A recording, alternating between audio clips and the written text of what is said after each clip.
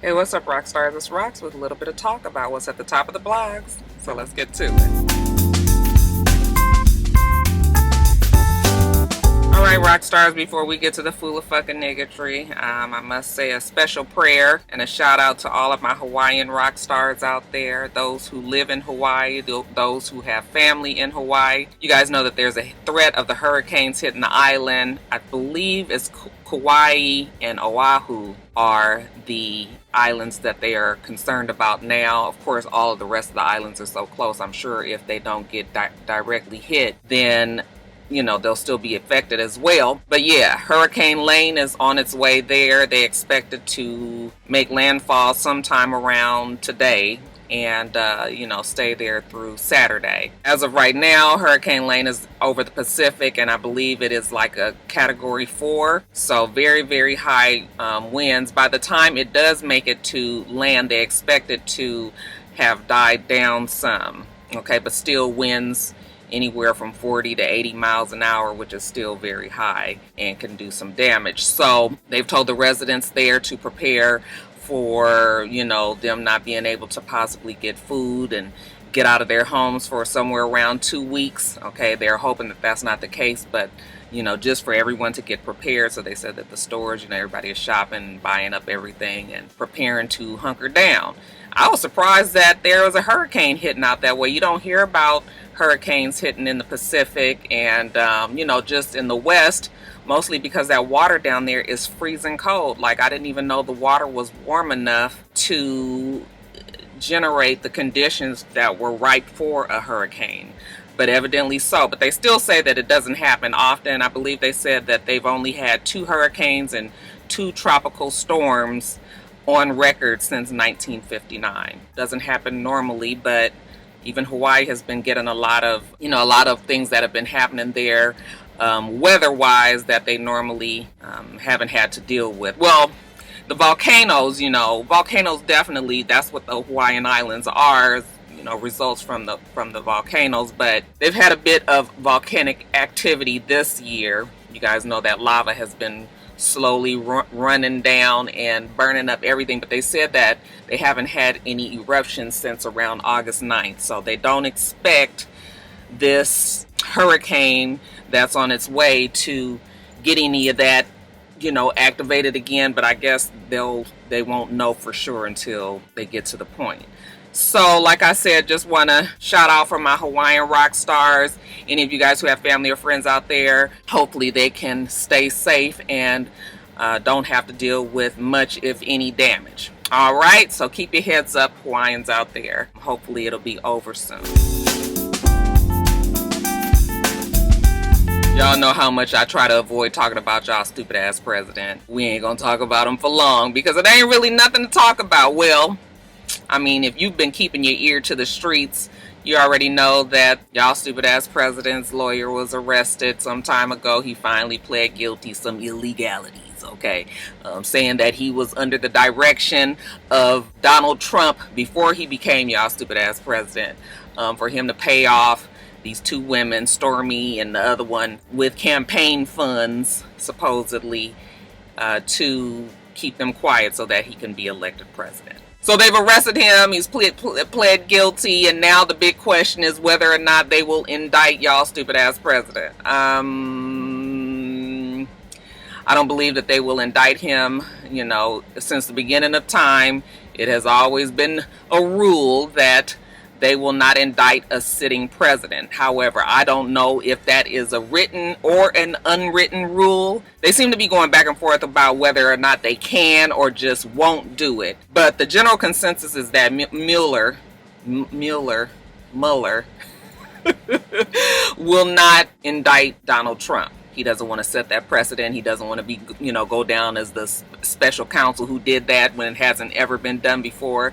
They believe that the approach will be that they'll just put the information out and hope that the people, and I guess by the people they mean like the Republicans, that the people will be so upset by what they read and see that y'all stupid ass president was a part of, that an impeachment would go down. Y'all know my feelings on that. I still don't feel like they're going to impeach this man. And even if they do impeach him, that doesn't mean that he's out of the office. Okay, remember Bill Clinton was impeached and still was able to finish out his term. So it doesn't necessarily mean that he will be out. I guess the bigger question for me is whether or not he will be able to be indicted after he finishes his term. Can they hold on to these charges until he is no longer a sitting president and then move forward with whatever they have to do to put his ass in jail? So I guess they still trying to, muddle through all of that. In the meantime, y'all stupid ass president stays in the news. It's always something. It's no, y'all know how I feel. Like, I don't even pay attention to any of it. Just let me know when the motherfucker ain't there no more. So I told you guys last week, literally that day that I was doing the top of the blogs, the Queen of Soul, Aretha Franklin, had passed. Now, a week later, we have a little bit more on, I did tell you guys that she passed from pancreatic cancer. Now we are in full swing of planning out the funeral and moving on with life after Aretha Franklin. It has come out that Aretha Franklin did not have a will, which is just... Now, word on the street is definitely that Aretha Franklin had financial issues, that her finances were in shambles. And even though I know they're saying that there's this $80 million estate, they're saying that her debt is very high and it's a lot going on there. So I guess maybe Miss Franklin's approach was to put her head in the sand and not deal with it. And I guess you have that right. You know what? I'm not going to deal with it. I'm going to leave everybody else to fight over it when I'm gone. Okay. And the way they're saying that the debt is so high, it might not even be nothing left for anybody to fight over once they take care of those bills. But at any rate, her 4 boys are now about to head into probate. You guys, Clarence, Edward, Kekalf, and Ted. They've appointed, or they're trying to get her niece, Sabrina Owens, to be the representative of the estate. And y'all know, you hear about probate and you hear about people fighting over the money and the will, and no will in this case. We saw how ugly it got with Prince's family. Now we may see what Aretha Franklin's family will go through after the fact as well. But the difference here, I believe, is the fact that the debt was so high. But that's just word on the street. But I have been hearing that about Miss Franklin for some years. Very sad though, like someone who was just so successful and so widely loved, and I know had to have made a lot of money over the years, for it to get to the point where it might not be nothing left of the legacy. That is a sad thought. But you've heard it happening to a lot of the people, a lot of our legends, okay? Just not having the business sense, maybe not necessarily having the right people around them, just kind of old school and stuck in their own ways, and having adapted to what's happening now and knowing or realizing that you need to protect what is yours, even for future generations that come after you. So it's just too bad, and hopefully it don't get to be too much of a mess. But yeah, like I said, we think about all of our legends. Remember the mess that happened with James Brown and Don Cornelius, not that he's a singer, but Don Cornelius. And I can just think of a lot of people who, after they died, the fight of the family and those left behind just got to be a mess. So we'll see what happens. Anyway, Aretha Franklin's funeral is going to be, I believe they said August 31st, and that was another confirmation for me, being that she passed and they're waiting almost 3 weeks to have the funeral. That let me know alone that maybe there may be some troubles with her finances. That, and I'm sure they have got to try to get everybody's schedules lined up. There will be plenty of star power and just across the board. There are going to be a lot of people there, and they want to be able to accommodate and make sure that everybody is there. I just read that Stevie Wonder, Yolanda Adams, Jennifer Hudson, excuse me, are the ones slated to sing at the funeral, and I'm fine with that. I mean, you guys know we're gonna have to suffer through Stevie Wonder. I love Stevie Wonder, beautiful man, beautiful voice, but you guys know how he can stretch a damn song out and be wanting us to sing and changing up the words, and nobody know what he doing when it's going in any of that.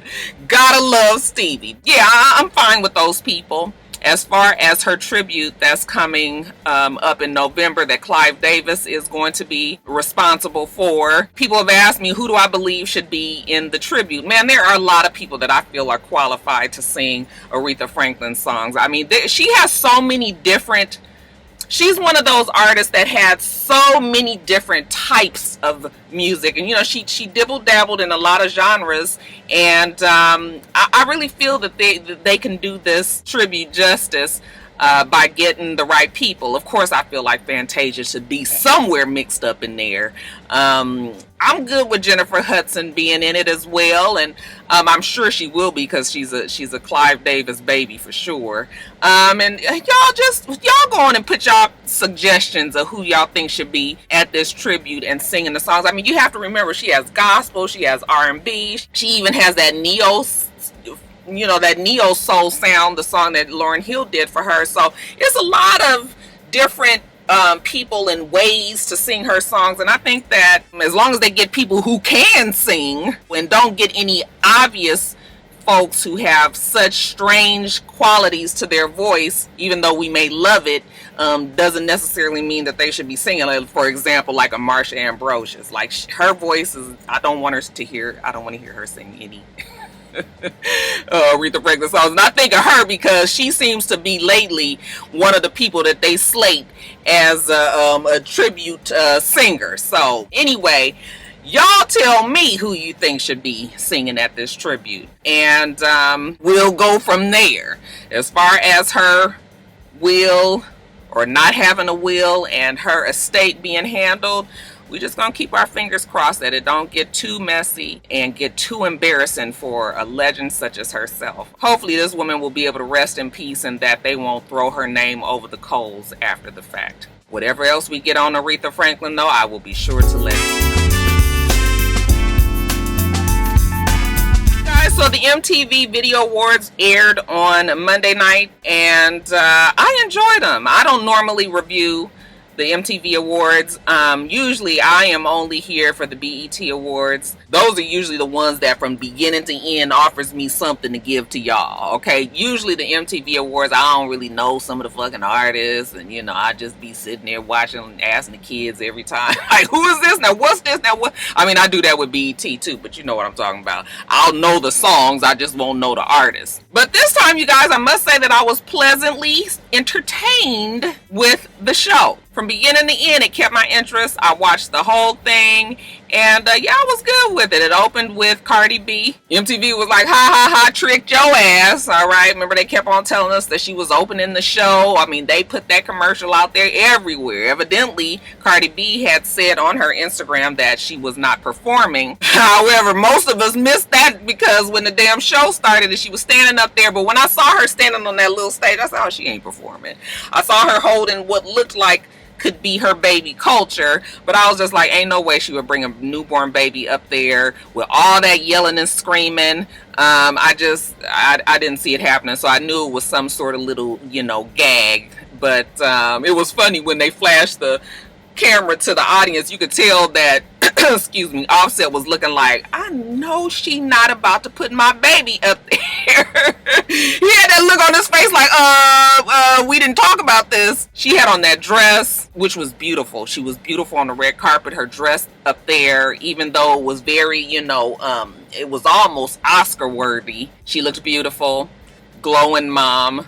Okay, lost all that damn baby weight. She looked great. Turns out that the baby that was supposed to be the Culture really was an MTV Awards, you know, so she introduced, you know, one of them white kids, child.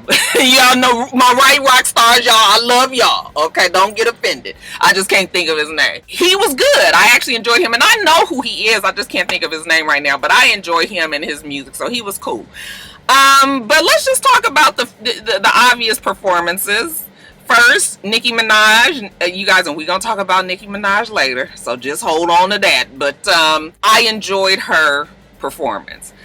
People were like, oh, they packed the audience with just her fans and people that knew the audience, knew the songs, because her album just came out, even though that doesn't mean anything. People will learn them songs in a fucking day. But they said that they packed the audience with her fans and had a track of people singing, over I don't really care. The fact of the matter is, I think that this was the best awards performance that we have ever seen Nicki Minaj do. She gives the most lackadaisical, non-interested, barely, dancing type of performances. She might walk across the stage and pop a twerk once or twice for you, but the whole time normally she's just kind of in her whole, it's just like her performances are never anything that I can remember. The only performance that I could think of that I remember right now is when she did Anaconda. And that's probably one that she don't want us to remember.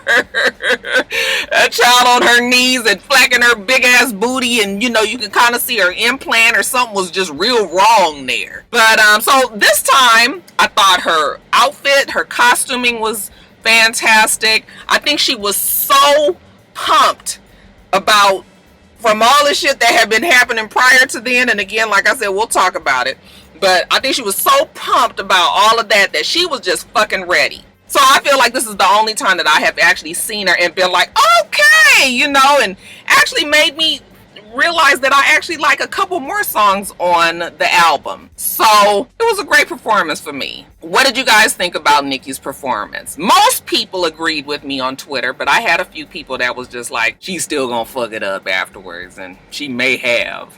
We'll talk about it in a second. The other person I want to talk about, of course, is the Vanguard Video Award winner, which is J-Lo, Jennifer Lopez. You guys, we had some discussion a while back whether or not we felt like she should have received that award. Even I was questioning it, if it was too soon. And we got people saying that they did think that she should get it, or others that said that she didn't think she should get it. But I will be the first to say that bitch got up on that stage. First of all, you guys, Jennifer Lopez is my fashion icon. Everything that J-Lo does, when I look at her, she can't do any wrong. I want to have her money so that I can buy her clothes and just look like Jennifer Lopez. Y'all know what I mean. Okay, not trying to look like her, but I just love to look at her. She just always has it right. She got up there and gave y'all so much. Okay, I'm sure it was a lot of it was her Las Vegas. She does a residency up in Las Vegas, so I'm sure a lot of it came from her Vegas show. But that shit was so tightly, it was just so well put together. Not an off step nowhere. Everybody in their place. Costume changes. Just lights and fanfare, and it was. I enjoyed it so much, and I don't even really know the J-Lo songs of today. Like I don't know her new songs, but of course the songs when we had J-Lo when she was, Jenny from the Block, I know those songs. But I even enjoyed the songs of the day. That shit was I was just pumped up. I was like, girl, you best do it. And that made me a believer. Like, yeah, she deserves this award. I still think that there are others that I would have considered before her, but very much so I felt like she proved herself that night. It was cool to see Ja Rule get up there. They did a little twist to the song, and changed it up. But the thing about J-Lo is I think that she is so well relatable to so many different cultures that people accept her. She's got her white audience because she's an actress and she does that whole thing, and then she's got her Latino audience because she puts that type of music out, and then we our black audience that remember her as J-Lo from the Block, and she's likable. She doesn't offend people. She does her work. She does her job, and that's it. So I enjoyed it. It was fantastic for me. What did you guys think about J-Lo's performance? Who else? Those are the ones that stuck out in my mind. I did not know Post Malone sang that rock star. I had no idea. Like I said, I hear these songs on the radio and don't be knowing who the fuck sings the song. I didn't know that 21 Savage was a part of that song, and I hear it all. I learned so much on that little song that they did together. I was pleasantly surprised even to see Aerosmith. I just always love to see Aerosmith and him screaming, Chima! Gina! Nothing like a good rock out to just kind of close up the show. I enjoyed it. What else? Did you guys, that was pretty much it for me. They did not have a host. And so, you know, they just had basically people that were presenting. They all did their little shticks. And I was cool with that. Sometimes a host is good, but you know, it's hit or miss with the host sometimes. And then, shit, it's hit or miss really with the presenters, because Kevin Hart and Tiffany Haddish, they had me so damn uncomfortable. I was just like, I'm gonna turn the channel. Like, I can't even watch this. Nobody is laughing. Some of the jokes are so stale and falling so flat. So I was just like, oh, Lord. And they had a couple of times where the presenters just, nobody was laughing. It was just sort of like, wah, wah. Get them off the stage. But that was pretty much it. That was pretty much it for me for the award ceremony. I thought people looked great for the most part. Hated Nicki Minaj's outfit. Like, I just was like, why do you have on a bathing suit with some little sheer whatever the fuck that was over it? But it's the MTV Awards. It's not the Grammys. So you know, the liberties is you're able to get away with way more there. I mean, Amber Rose came dressed in a full devil's costume. The fuck is going on here? But like I said, I thought Cardi looked beautiful, and I didn't even watch the red carpet, so I can't really remember who I felt looked the best, but those are the ones that stick out the most in my mind. Oh, and also the fact that everybody seems to just walk around in panties and bras now. Like, not even part of your... I finally had to come around to it being your costume. Now I got to come around to you just walking around at the fucking award show with this shit on. Just like your whole ass out, titties out. Child, I just can't. But I mean, y'all know me. I done bitches old, so... it take me a little while to catch up to the times. But that was pretty much it. Oh, I cannot leave out Madonna. That Madonna... Now, we thought that Madonna was giving a tribute to Aretha Franklin because they had the whole fucking full backdrop of Aretha Franklin come down after she walked out. So it definitely made us think that she was about to do it. And I was like, I know y'all not about to have Madonna, of all people, do a tribute. Okay, I was just waiting for her to start up singing something, because she even mentioned in her long ass drawn out don't nobody want to give a fuck about what you saying speech, she started talking about RESPICT. Shout out to Al Sharpton. Al Sharpton is bad as Mama D, you know, with BICTH, Big Thuh. Anyway, I thought she was about to start singing it, but no, she never did. But the story was so long, and it was mostly about Madonna. If she hadn't mentioned the name of the fucking song, it would have had nothing to do with Aretha Franklin, other than the fact that Madonna was from Detroit, and you know that we knew that Aretha lived in Detroit a good part of her life. But other than that, well, what the fuck, you know? So people was all like, why do you guys have Madonna, of all people, doing this tribute? Well, the next day she comes out and says it wasn't a tribute. They asked her at the last minute to say something nice about Aretha Franklin, and then she did, but it got misconstrued. I said, bitch, it got misconstrued because you was up there for fucking 10 minutes talking about some bullshit about your first audition. Nobody give a fuck about that? Girl, you set your own self up for failure up there with that bullshit looking like Paris Jackson. Oh, girl, if Madonna don't go sit her ass down somewhere, but you know Madonna is like... Look, we deal with Madonna because she been around, you know, love it or hate it, Madonna is going to go down as one of our legends as well. And she deserves that title, but you know, we don't need to be hearing about bullshit like this, because this is just foolishness. People were upset that they didn't have a tribute for Aretha Franklin. I was perfectly fine with it, okay? First of all, Aretha Franklin had just passed. We have had a lot of people die right around the times that an award show was coming up, and we've seen in the past award shows rush to get some sort of tribute thrown together, and then we are disappointed. So I was perfectly fine with MTV not doing it. I need that tribute to be done correctly, and I don't want no half-ass thrown together, you know, Halsey type of chick singing an Aretha Franklin song at an MTV award. So no, I'm not. I'm fine with it. Okay, as long as they come correct on the next Black award show. We got a long time before the next Black one comes. I think we might have, what, the Soul Train Awards is going to be the next one. As long as they do that one right, I'm fine with the MTV Awards, not even fucking with it. I was perfectly good. Other than that, you guys, let me know what you thought about the MTV Awards. You're good, you're bad, you're ugly. And speaking of Nicki Minaj, I know that this is on everybody's heart today. The question that I have to pose to you all is Nicki Minaj losing it? Now, I cannot believe it because I am not the type of person to sit here and listen to anything for 2 fucking hours. But I listened to Nicki Minaj's entire 2-hour episode 4 of Queen Radio yesterday. Okay, I was at work, I was on a roll working, and I just had the shit in my ears now. I did fast forward through the music because I don't care. But I listened to the show. I listened to the explicit version of the show because I really wanted to hear what she was saying. And, you guys know I'm gonna move Nicki into the people I got to love from a distance category. I still like Nicki Minaj. I don't really know what the angle is exactly. I still am not ready to say that she is losing her mind. To me, it feels like Nicki Minaj has it set in her mind that she is going to be the one who is known, as it goes down in the annals of history, that she was this strong black woman who did not succumb to the pressures and the pitfalls and the negative talk coming at her from the music industry. I don't know if this is the best approach, but who am I to judge the way that she does things? Now, I will say this. I cannot listen to Nicki Minaj talk. I think she is the most vulgar.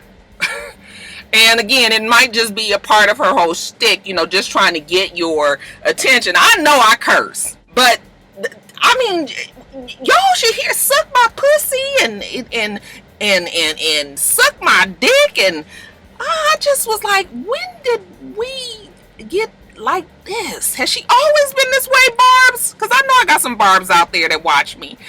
Has it always been like this? I mean, that part of the Queen Radio thing was so off-putting to me that I just was like, okay, Roxanne, just stick with it, because we need to really be able to get an educated guess on what exactly is going on with Nicki Minaj. Now, the content, after we get around all the yelling and the screaming and the brrr and all of this, the content is her giving cocksucker of the day and what is it, whole nigga of the week, all of these different categories of people that she has problems with.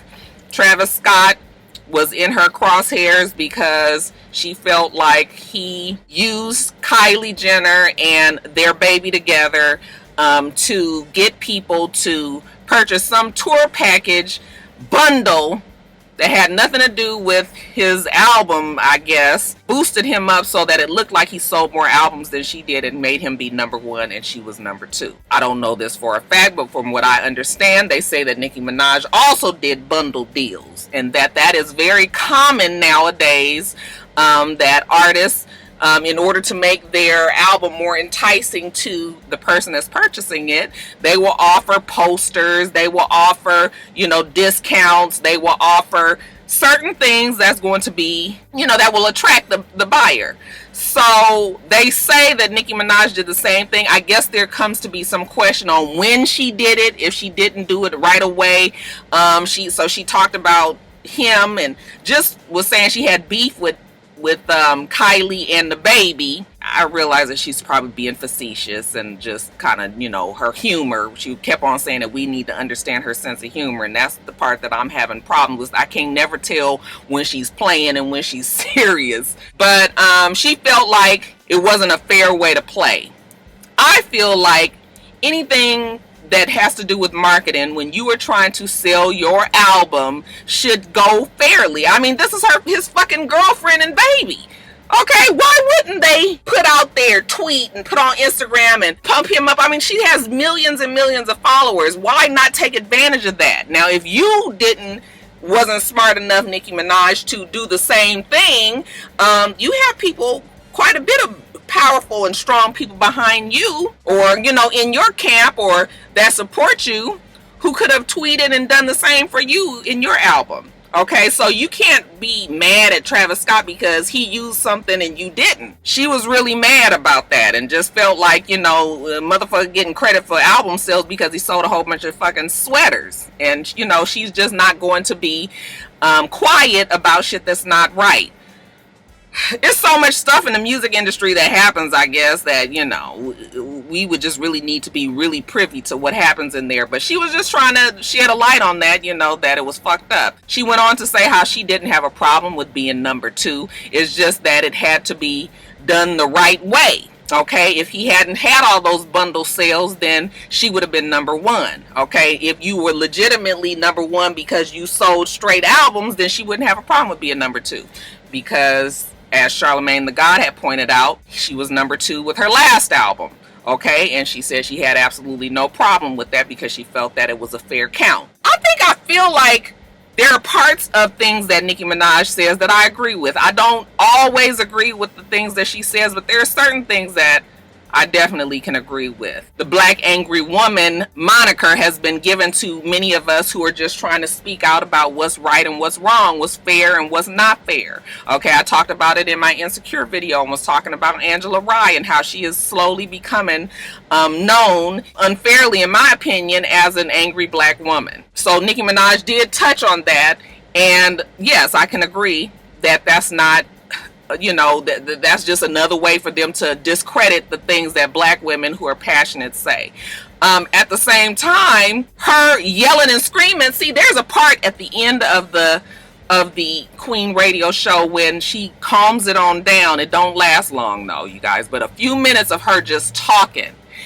And if she would just talk and express herself without all of the antics, then you can understand where she's coming from. But see, she is the strong personality. Obviously, she has this ego. I mean, that has grown because she's this number one female rapper. She doesn't have any humility in her. And I think that she feels like humility probably is a weakness. And we've known time and time again that it's not. But it's just so much with Nicki Minaj. It's unfortunate because her album is good, as far as people who I've heard a lot of people say the album is a good, solid album.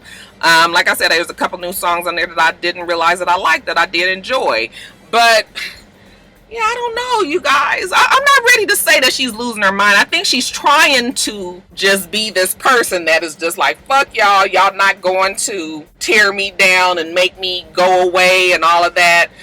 She feels like she is too powerful to just be quieted. Now, we'll see if she is. Even the loudest, most powerful can get knocked down. I don't want that to happen to Nicki Minaj, but if she continues on in this path, she's going to get a lot of enemies in very high places. She has a huge fan base, and fans definitely mean something. But like I asked you guys last week, when the dust settles, I just don't know exactly where this is going to land Nicki Minaj yet. That Queen Radio is at least a great outlet for Nicki Minaj. She can get on there, and like I saw Sayshawn Bradley say, she can get on there and be in total control of what she puts out about herself. She can talk about other people that have talked about her on their outlets, the Breakfast Club and Funk Master Flex and Joe Budden and Academics and all of these people out there that have been saying all this shit about her. Well, now she can go back and do the same thing and be in total control of her show.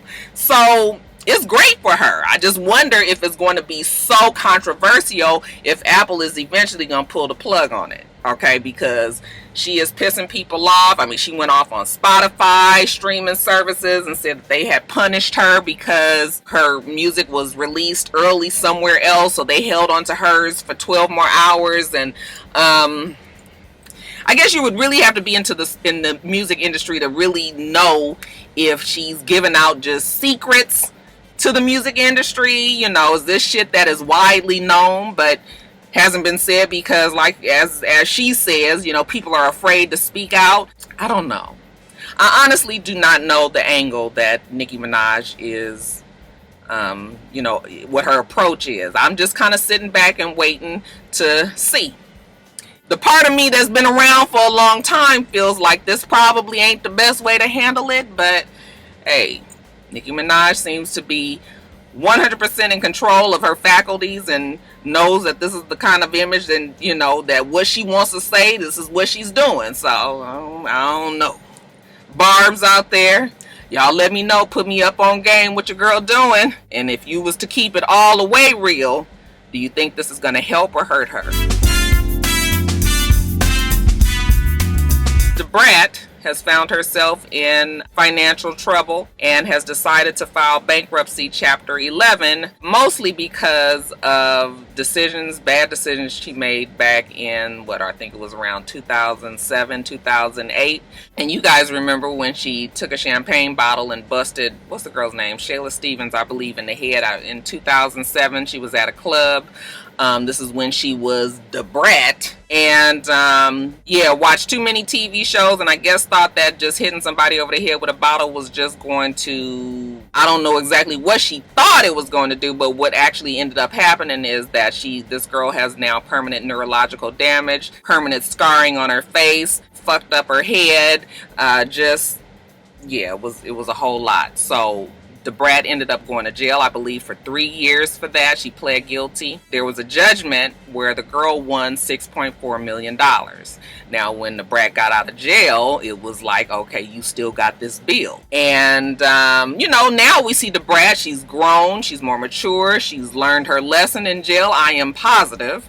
And she's trying to turn over a new leaf. She's working with Ricky Smiley on the Ricky Smiley Morning Show. Took the place of what's your girl from Real Housewives? Y'all know who I'm talking about. Carmen. Why can't think of her name? Anyway, took her place because Ricky Smiley hated her.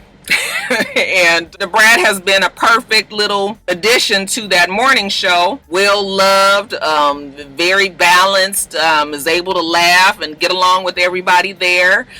Sure, she's making good money there. However, she ain't making enough to settle this $6.4 million, and that girl wants her money, and I don't blame her. So I'm assuming that because she keeps getting hounded about this money and they're saying that they're coming after her, I'm sure that we about to start garnishing wages, and she has a livelihood that she's trying to maintain now. So the next decision is to file bankruptcy. So she's filing bankruptcy. I think they said it's somewhere around $7.8 million in debt, mostly that judgment like I told you about. She also owes like $1.2 million to Sony Music. She has a car note to Alley Financial, the bank, and like credit card debt and stuff like that. I don't never remember what the differences are between all of the different bankruptcies, but she's filing Chapter 11, and I'm assuming that she's trying to get that judgment taken care of. That would be kind of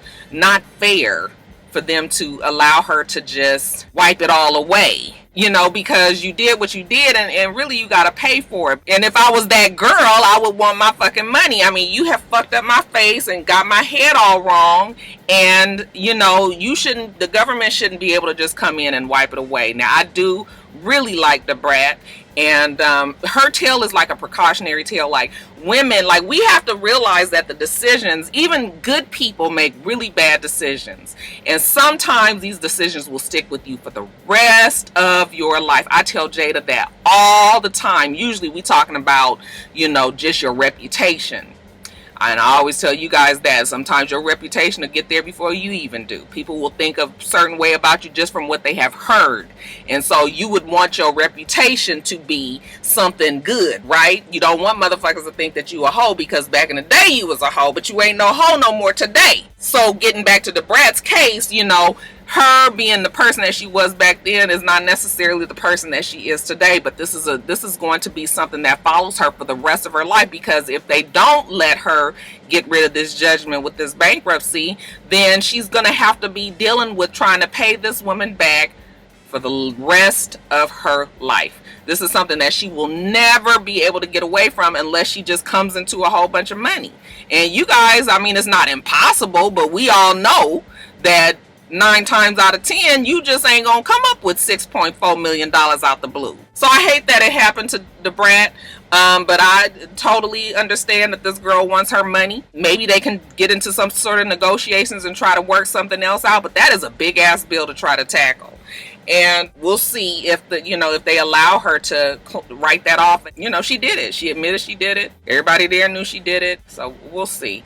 But just a sad story all the way around. What do you guys think? Do you think that the government should be able to just wipe away that debt when there's a girl that's out there suffering? Her life is completely changed. Doesn't seem like it would be that fair. All right, you guys, let's talk about the Great Value Braxton Family Value show that's going to come up. Child, I just, look. Y'all know how I feel about Braxton Family Values. I haven't looked at that show in so long, but I, of course, did. I mean, we even talked about on Top of the Blogs how that show went into some sort of hiatus when most of the cast walked off. They had problems with the money. They wanted more money, and WeTV was not willing to give it to them. So all of the girls decided to walk away. They're not doing the show no more. But the show was not gotten rid of. Okay, so everybody walked away except for one person, Tracy Braxton. Okay, Tracy was like, fuck, she ain't letting this fuck up her little money, so she decided to stay on. Now, in the craziest turn of events, she's going to be on the show, and I guess they're going to have rotating special guests also be on the show. We have Phaedra Parks of Real Housewives of Atlanta supposedly going to be on there, a special guest for a couple of episodes. We have Flava Flav, Natalie Nunn, Tiffany Pollard. I mean, you can imagine the hijinks that's about to go on here, because all of those people have their own special brand of just being a whole lot and extra, and even can be funny. So, I mean, I guess I could see, I just don't understand why it's Braxton Family Values, okay? Because it's not Braxton Family Values. There's no Braxton family on there. There's just Tracy. That's just one Braxton. And honestly, I don't want to see Tracy just on the show by herself. I don't want to see really none of them on the show by themselves. They work as a unit. Like they're, it's the family, it's the sisters and the mom that really made that show. So even if it was just Trina, like, no, I don't even know if I would really want to watch a full episode of just Tony. So I don't know. I don't get it. But I mean, I guess they're probably hoping that they could get enough people that are interested in this little whatever this show is going to be, that maybe it'll branch off to be something else for Tracy. But child, I don't see it happening. But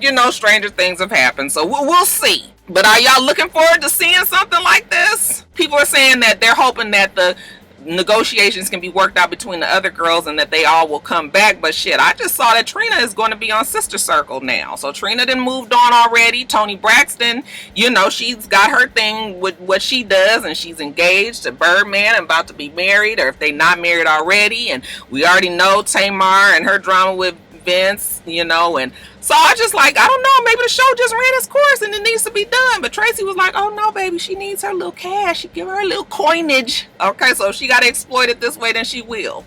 But I don't know. I mean, it could be funny, you guys. Tracy is funny, but like I said, she's always fed off of the other girls. So I mean, I guess we'll just see her in a different setting. But I don't know. I won't be watching it, will you? And then lastly, you guys, let's end up with something positive. Let's give a fist pump of righteousness for our black girl magic that is Simone Biles. Even after a 14-month break, she returned to the gymnastics floor, so to speak. In November, she started training again and came and swept the U.S. championships, won all 5 categories, gold medals all the way around, and just very awesome. Okay, they say that no one has done that since Dominique Dawes did it in 1994. And good for her. They said that she's 21 years old, though, so she is actually the first non-teen girl to do that since like 1971. All right, so it's been a long time. She's definitely put her name in the history books. Simone Biles is just awesome. We have seen her on that floor doing her thing, making us proud. Okay, hard work pays off. And those gymnastics, those girls have a different type of psyche. Just being able to handle the strain and the stress and the whole competing at that level. I mean, it is something to be commended. So good for Simone Biles. I love that she was able to live her life for a year and a half or so and just try to, be just a regular girl with a regular boyfriend and, just live her regular life. But now she's back to it, and I admire and love the focus that those girls have. Definitely something for our young girls out there to aspire to. So congratulations to Miss Simone Biles, and I'm sure we will probably see her in our next round of Olympics. Good job, Simone. All right, rock stars, that's it. Let me go in here and get my sushi and get on back to work, okay? We do this every single week, so make sure that you rate, comment, and subscribe, and make sure you come back.